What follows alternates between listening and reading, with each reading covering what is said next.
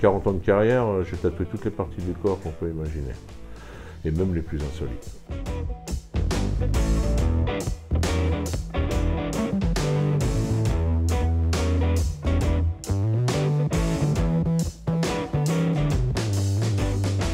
Aujourd'hui, je crois que la terre entière est portée sur le tatouage, hein, vraiment. Peut-être en Corée du Nord, hein, ils sont peut-être pas branchés tatouage, mais à part là, ça touche toutes les couches de la société, tous les pays. Tu reconnais un tatouage, mais tu reconnais aussi un style graphique et un dessin. Bon, là, je crois qu'on peut commencer à parler d'artiste tatoueur.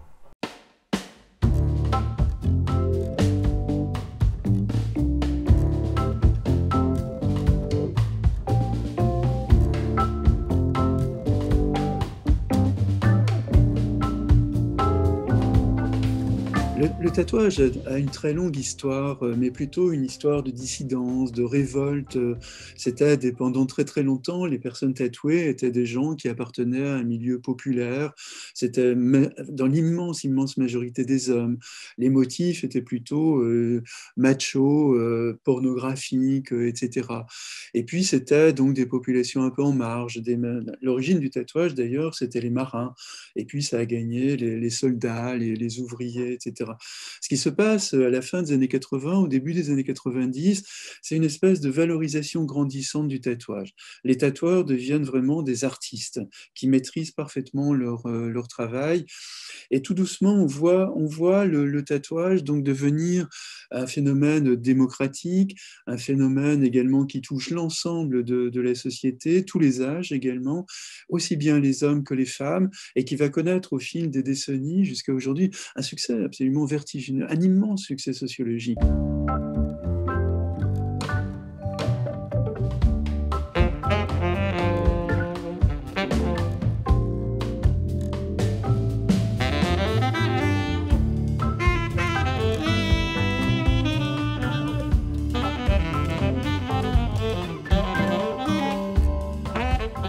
La dimension de l'érotisation est extrêmement présente dans le tatouage. D'ailleurs, de manière presque élémentaire, quand vous avez devant vous quelqu'un de tatoué par exemple au niveau des bras, vous avez envie de toucher sa peau pour savoir quelle est la différence entre cette peau dessinée et puis le reste, etc.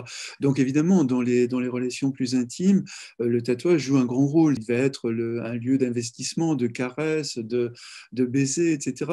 En plus, il y a beaucoup de personnes tatouées qui jouent avec le secret et le public. C'est-à-dire qu'il y a des tatouages qu'on montre et qui sont aussi peut-être un appel qui renvoie à une forme d'érotisation, mais davantage dans un espace public. Mais il y a des tatouages secrets que les amants, en quelque sorte, découvrent au fur et à mesure de leurs caresses, de leurs étreintes.